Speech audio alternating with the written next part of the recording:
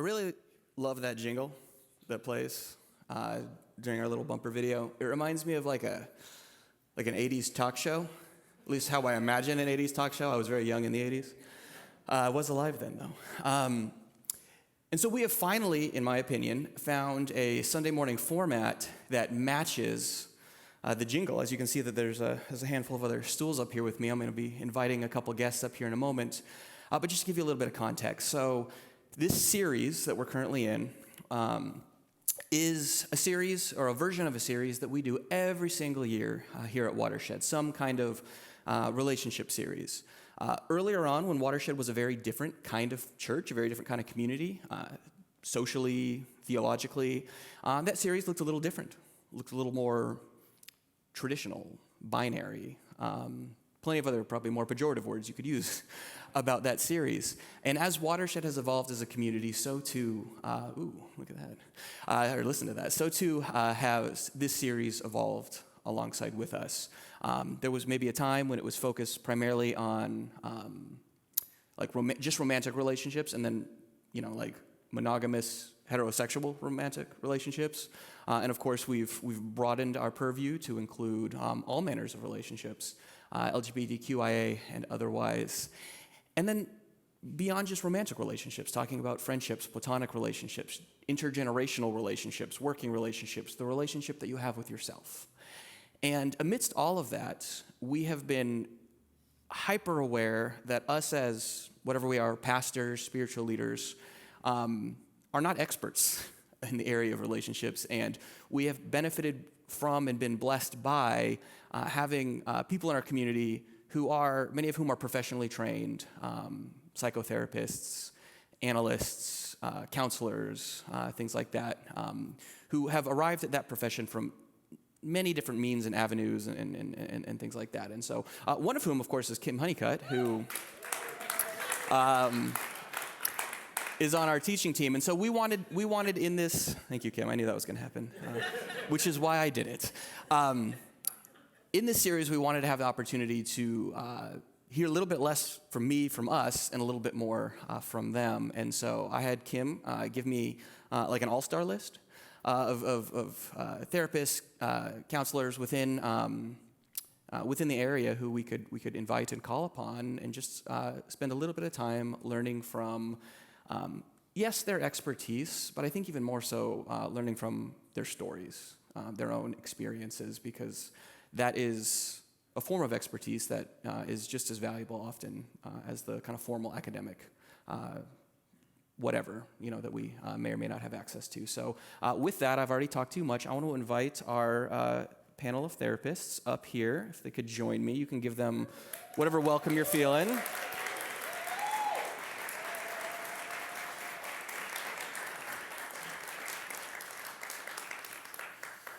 So this is Amy Travis, who is a member of our hospitality team here at Watershed. Thomas Floyd, who is not a member of the hospitality team.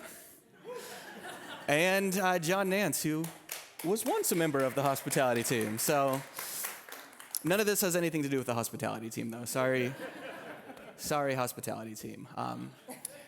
What I did want to do, though, is give you all just a moment to introduce yourselves, tell us a little bit about who you are and what you do, acknowledging, one, that the small amount of time I've allotted you cannot encompass or capture who you are, but we could literally, I know a little bit of all three of their stories, we could literally spend all of our time up here this morning on any one of them individually, and we would run out of time because there's such a richness in their experiences.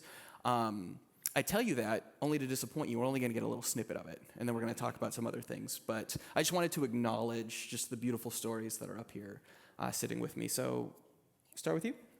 Well, is this thing on? It is. Okay, cool. As David said, I'm Amy Travis, and I'm already sweating, so that's good. I can't see any of you, which is also good. So I am a licensed clinical social worker. I work in South End here in Charlotte. And I've been practicing private practice for almost 2 years now, and I was a school-based counselor before that, and originally I'm from southwestern Virginia. But yeah, I work with mainly adults, trauma-informed, anxiety, depression, but I love what I do, and I'm really passionate about it. So yeah. And your family. Oh, my family? Yeah, if you want, Oh. if that's okay. My husband's name is Andrew. He's sitting there Not on smiling the at me hospitality right team. now. No, he does the It's the tech team. Tech Also team. a great team to join.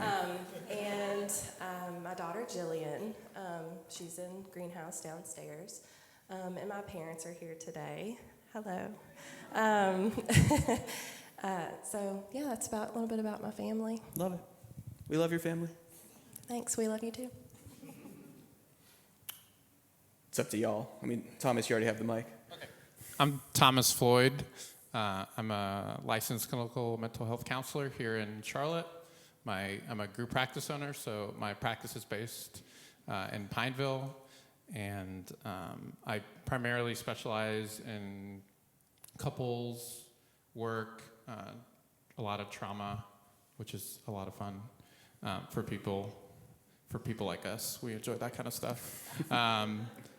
I'm also an Enneagram 4, so that's a little bit about me. It's not as great as it sounds. I mean, it is, but it gets a little annoying to be emotionally connected to trees and plants and everything.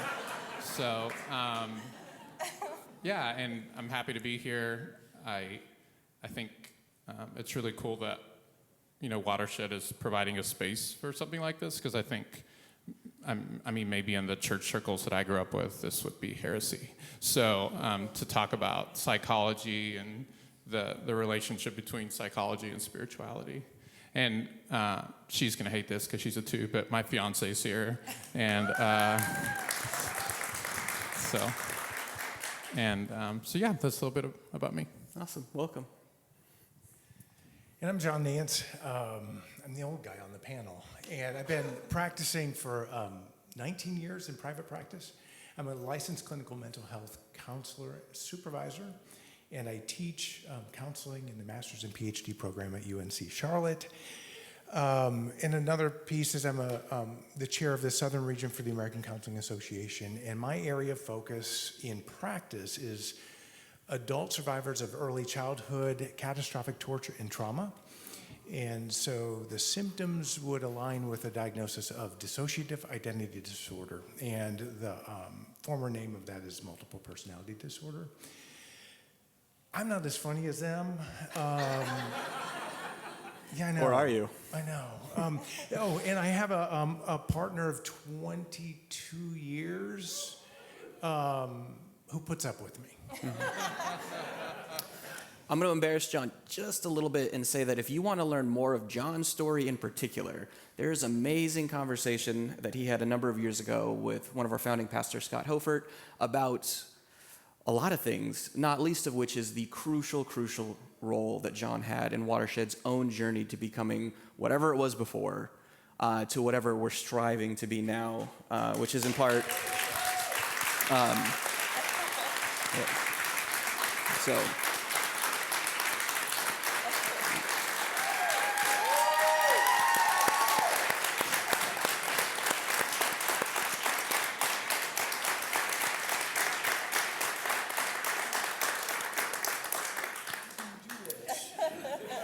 It was not my intent to sabotage John in that way, but we are grateful for him. So y'all kind of already touched on it a little bit in your introductions, or at least some of the things that I had emailed you about potentially talking about. But one of them in particular, Thomas, that you brought up that seemed to have the most energy between the three of you is the, at best, maybe ambivalent, and at times, maybe more often, fraught, dare I say, accusations of heresy, relationship that the church, broadly speaking, spiritual communities have with all things psychological, therapeutic, etc. And so there's a number of ways that we could maybe take this conversation. There is like the particular sort of divide within church circles around this, and then there's also just the experience of religious trauma that people have had. And so I'm going to not necessarily narrow the field here. You guys can jump onto either one, but either speaking from your own experience, therapeutically, personally, let's start out by talking a little bit about that, talking a little bit about either the divide that exists within spiritual spaces, churches in particular, or just, the challenge of spiritual religious trauma and its prevalence, what that looks like to navigate. What comes to mind when I lob that bomb at you? Okay, I'll go first.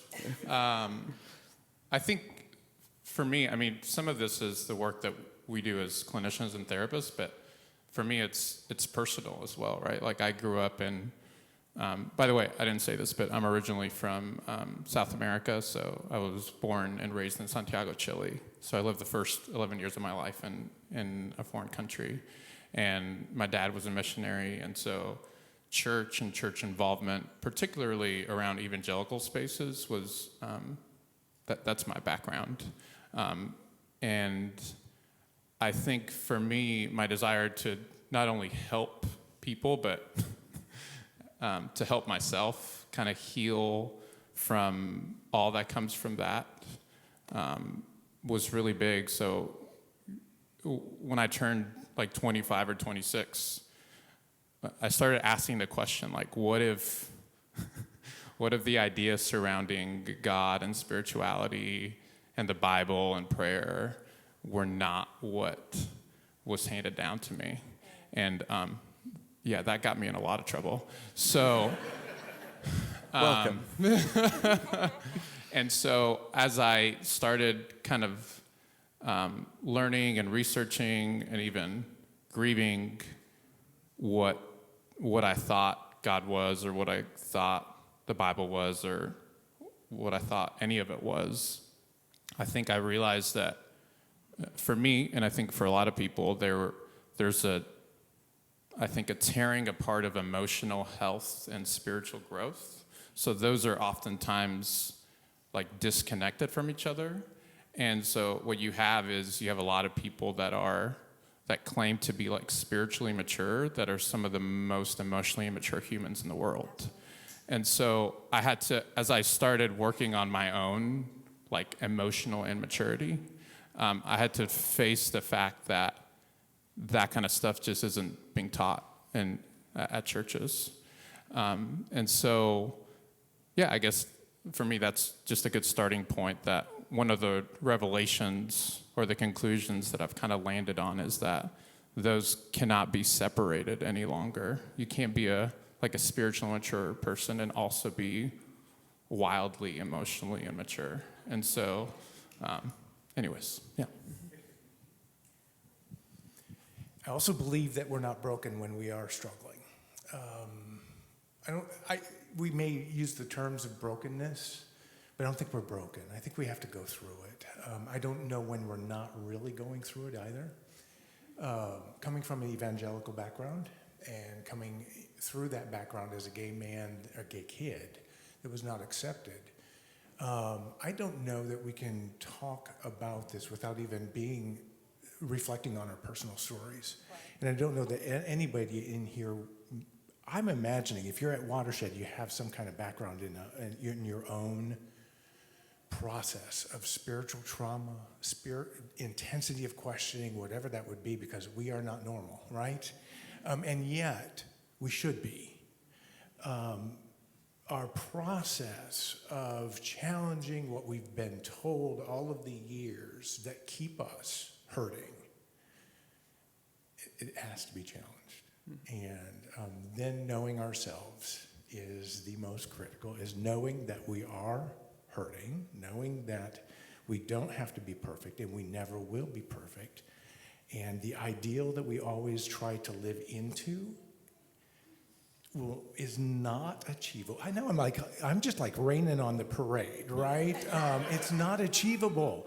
Our ideals that we've been seeing on Instagram and all these things are detrimental to our mental health. Mm-hmm. And so we have to challenge our ideals. Mm-hmm. And the ideals that were presented to us in ties and in the masculine. Mm-hmm. I really like what you said about challenging ideals. And that didn't really happen for me personally until I hit high school. I'm from a very, very small town in the Appalachian Mountains in southwestern Virginia. And growing up, I grew up in church. I grew up starting out in Southern Baptist. Hello, Mom and Dad. Then transitioning to Pentecostal holiness. So I won't run in the aisles or speak in tongues today.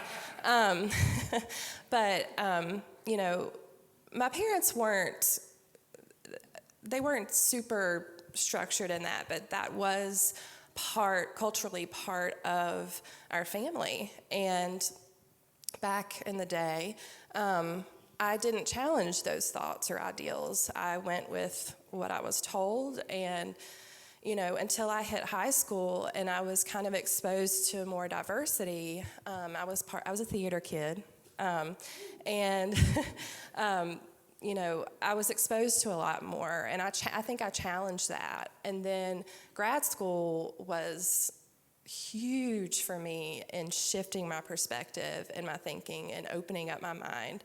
The program that I went through was life-changing for me. And since then, I think the attending churches has been much harder for me, because I see so much injustice in the evangelical church, and ones that they even call non-denominational.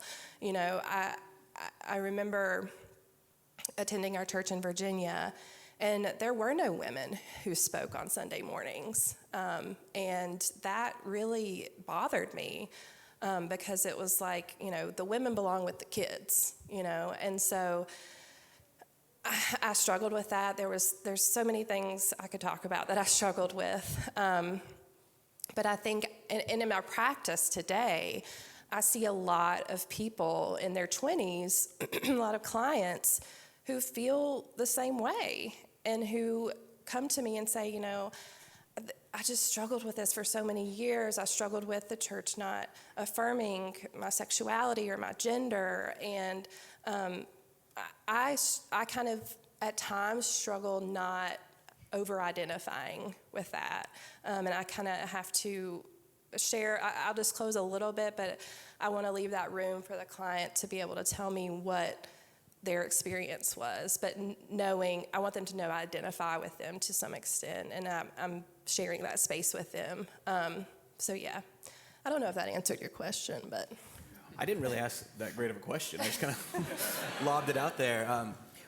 One thing that you all three of you touched on to varying degrees, John, you explicitly, was this notion of like an ideal or something that's considered normative.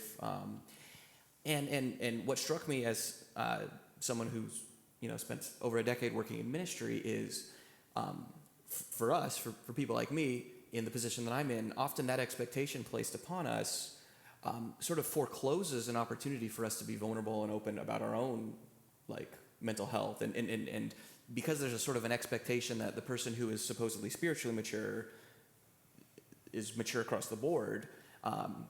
There's a fear or reticence to shatter that expectation by owning or opening up to struggles, to vulnerability, to things like that. And so it creates this harm-perpetuating cycle where hurt people, go on to hurt people. And so it's been massively freeing, for me personally, to be in a place where, talking about mental health is normative, and that's the new normal, is just being able to be open and honest about that. The question that I have, though, towards y'all is, in a way, you, for some, may occupy a position similar to us insofar as people come to you assuming that you've got it all figured out and all together because, you've gone through whatever formal training or whatever. You're relationship experts, love experts like the trolls on Frozen. And Are you going to break out into song now? Ooh, no, I will not. I will not, much to my daughter's disappointment. But so you even alluded to it a moment ago. What does that tension look like for y'all? Like balancing on some level, yeah, you do know things. You have tools, you have resources, you have some level of knowledge or expertise that can be used to heal, to help, to to hold space for, and yet you also have relationships, and you have your own experiences, struggles. What is that? What does navigating that look like for y'all? I don't do it well. I'll sit there in a session and go, oh. And I will leave the room, and I have to remind myself to come back, and it's instantaneous, hopefully. I struggle in a relationship. For 12 years in the relationship, I had my hand on the doorknob, looking at apartments through the area. Can I live in it? Yeah.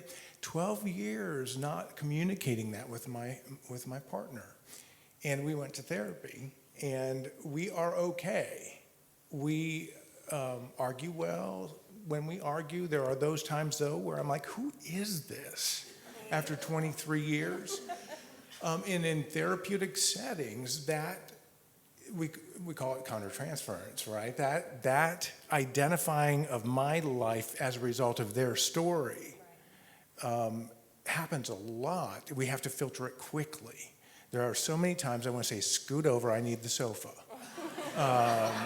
And I can't do that, but I can use my awareness of self not to get what they're telling me, but to empathize with the pain or the struggle that they're experiencing. And then my task is to help them argue well, help them conflict.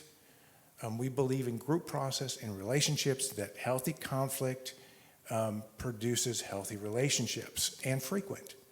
And so it is the roller coaster. Does that look me going? It's up to you. Yeah, that's a loaded question. I think just going off of what you were saying, I think as therapists we have to be able to name our limitations or even our weaknesses, because if you don't, you're gonna damage people really, really quickly. And so for me, I had to learn very quickly that if I wasn't aggressive about my own stuff, then I was going to end up hurting the people that I was trying to help. So, practically what that looks like is, how vulnerable do we want to be? Go for it. This is a safe space. So I grew up in a Hispanic household. That should tell you enough. So if I was helping somebody that, let's just say, triggered my own stuff, I had to be aware that before I reflected anything back to the person, that I was coming at it from my own stuff, and that could end up hurting the person. And so for therapists that that ask me hey, what makes a good therapist? Being incredibly curious about your own stuff has to be primary. More than any other kind of school of thought or modality or anything like that, you have to be curious about your own stuff. So I think that's what it just, for me though, I also think there is imposter syndrome that kicks in pretty quickly, especially if I have a rough day or if I'm struggling in my own relationship. Those thoughts do come to mind, who am I to do this? Who am I to really be able to help navigate people through this? And so, that's real, that's vulnerable. I'm not gonna say that those aren't thoughts that I don't have. I think you're right. Yeah. Yeah, I think imposter, I love that you mentioned that, by the way, because it's real and it's very prevalent in the therapeutic community. I think that in my practice, I really try to tell my clients that I also see a therapist, because I think that helps us relate. It gets me on their level, and kind of this mutual understanding that, I'm a human being and I'm not perfect, And, I think it's also important to let your clients know and kind of walk alongside them in their journey and know that we can give them the tools that they need to use, but we can't fix people. The work largely relies on the client outside of session. I think I struggle with that in my own, with my own therapist. So it's really important for, I think, our clients to know and for people to know that we're human and we make mistakes and we struggle in our relationships and we have trauma. And, growing up, to get vulnerable, I have been seeing a therapist since I was about 10 years old. I have a very long history of anxiety and depression and trauma, and it kind of has followed me all throughout my life, and it's the reason why I'm a therapist.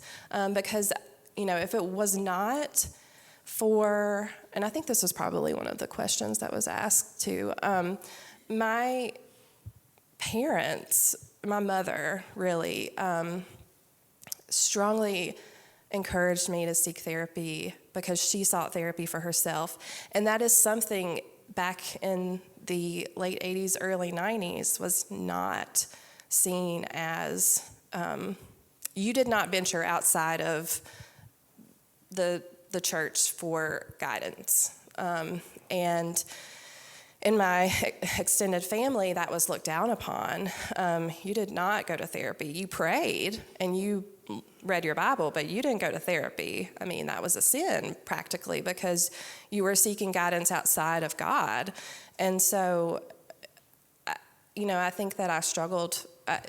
If it wasn't for my mom, I would not have been in therapy and I would not have gotten the help that I need. And I wouldn't be where I am right now if it weren't for them. Thank you for that. So,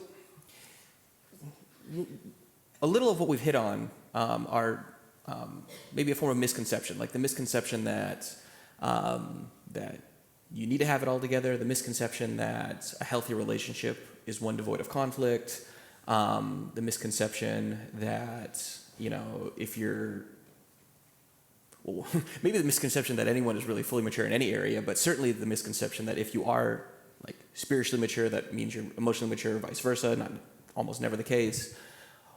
So I'm watching the clock as we sort of maybe begin to land the plane a little bit. Let's talk about other misconceptions. Are there misconceptions that you run into, that you experience from clients, or maybe even misconceptions that you still have about the work that you do in your own practice that you have to battle against, that you have to fight against as you're really going about the important work that you're talking about, the messy, very human work of, being honest about our experiences and our emotions and our mental health. So other than what we've named, or if you want to lean in deeper to some of the things we've already named, what are some misconceptions that you feel like you are wrestling with in your work on a weekly, day-to-day basis, whatever that looks like? There's lots, but I'll just name a couple. I think one of them is that it's all about communication problems. I hear that a lot as a couples therapist. And communication is important, but communication with connection is what's important. I would say that connection is way more important than communication. Because just because you're communicating doesn't mean that you're connecting with the other person. And so a lot of what the psychoeducation that I provide for my people is to just learn to not only communicate, which is important, but it's also to connect with the other person. Because the person is trying to always essentially feel safe. Safety is important it's like a human thing. It's like belonging. We all want to belong somewhere, and we all want to feel safe. And so I think that's one of the big ones. I've heard couples say some pretty awful things to one another, but they're saying it in a tone that's so connected that the other person's like, yeah, totally, right? And so, like, I tell people all the time, you can get away with saying a lot if you just say it in a tone that's receptive. And that's because there's just a connection there that they feel. And so that's a big one. The other thing, too, I mean, you were telling me that y'all are in the middle of kind of like the love series, or Yeah. kind of, sort of. The love series. But I think for me, and this has to do with spirituality and therapy, sometimes you have to be able to like dename something before you can name it. And for me, when I think about love or God or any of the big important things that Enneagram 4 spend way too much time thinking about, whatever it is, like, love is not coercion, it's not force. And in therapy, like as therapists, we can't force people. I even have my people I'm thinking about that I'm like, in my head, I'm like, if you were to only do this thing, right?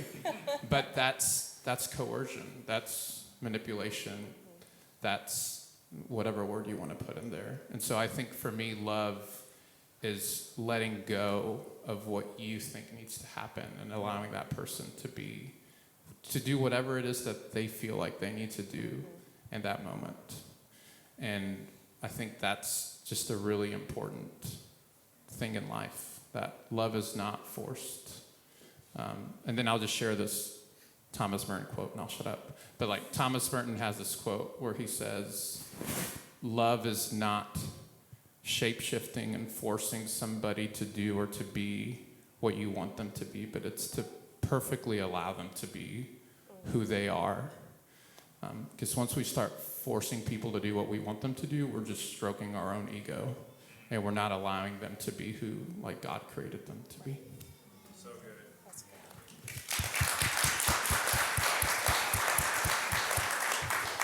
I think one of the areas that I'm struggling with as a therapist right now in regard to relationships, and maybe it's a blind spot, I don't know, but I hear so much about leaving toxic relationships and, weaning out of, or whatever the language would be around that. And yet, what does that really mean? Are we giving up on things? We don't want to be in harmful and abusive relationships. We know that. But also, what is the work of the relationship? I don't have the answers around those things, but when I'm working with individuals struggling with a relationship, or when I'm working with couples struggling in relationship, I don't know how to challenge, when to challenge. Are they going closer together? Are they moving further apart? Do I help them do that successfully, or do I challenge in the opposite direction? I don't know. I have no answer on that, and so that's one of my dilemmas right now that I'm really wrestling with over the last year. That's helpful. I don't have an answer for that question. Yeah. All right, well then, let's see. Perfect. Okay, so is there anything then instead that you want to leave us with? Any? I think that something that I try to incorporate into practice, and maybe this kind of goes along with what was talked about, is the idea of being emotionally aware when you're in a relationship. And being aware of what your boundaries are, creating healthy boundaries. I see a lot, and the reason I didn't really have a great answer is because I don't really work with couples, but I work with individuals who are in relationships. And, a lot of the time they talk about their partner not, connecting with them emotionally. And, I think the thing that I work on with them first is getting to know themselves a little bit better and getting to name, how they're feeling, putting a name and verbalizing that. And we kind of practice and role play verbalizing that with their partner. And so I think that, that's a really important piece of my practice is helping clients name emotions and become aware and utilize that in their relationships. Awesome. Well, we could do this for hours, and I think most of you would probably enjoy that, but that's not what these three signed up for. So we're going to have to call it there, but thank you to all three of you for this. Just so much wisdom, so much left unsaid that hopefully we'll get the opportunity to maybe learn from all three of you in some capacity in the future. But thank you once again. Could you all thank them?